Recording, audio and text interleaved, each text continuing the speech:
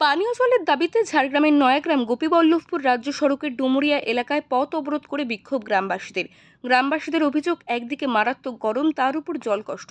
দীর্ঘ কয়েক মাস ধরে ঝাড়গ্রাম জেলার গোপীবল্লভপুর 1 নম্বর ব্লকের ডুমুরিয়া গ্রামে পানীয় জলের সমস্যা। দূর থেকে জল এনে ব্যবহার করতে হচ্ছে গ্রামবাসীদের। চরম সমস্যার মধ্যে রয়েছে গ্রামের বাসিন্দারা।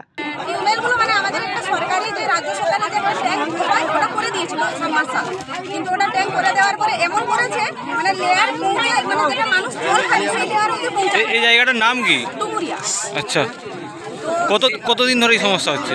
এটা না আমাদের এক মাস হলো এটা খারাপ হয়ে গেছে। মানে ওটা আমরা বুঝলাম, মিস্ত্রি ডাকলাম, তখন দেখলাম যে একটু মানে গর্ত করেছে, সেই পাইপটা ঢুকিয়ে দিয়ে কোনো রকমে চলে গেছে। দীর্ঘদিন ধরে প্রশাসনের দ্বারস্থ হয়েও মেটেনি সমস্যা, মেলেনি কোনো সুরাহা।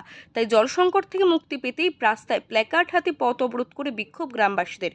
মানে পানীয় জলের ব্যবস্থা সেখানে আগে ছিল, কিন্তু সেই ডিপ টিউবওয়েলটা মানে নিচের দিকে জল লেয়ার কমে গেছে।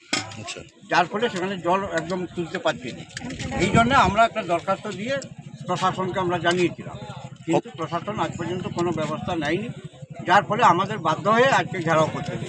শেষে প্রায় 1 ঘন্টা পরে গোপীবল্লভপুর থানার পুলিশ ও জল দপ্তরের কর্মীরা জলের সমস্যা দূর করার আশ্বাস দিলে পথ অবরোধ তুলে নেন গ্রামবাসীরা। ঝাড়গ্রাম থেকে অরূপ ঘোষের রিপোর্ট, ওঙ্কার বাংলা।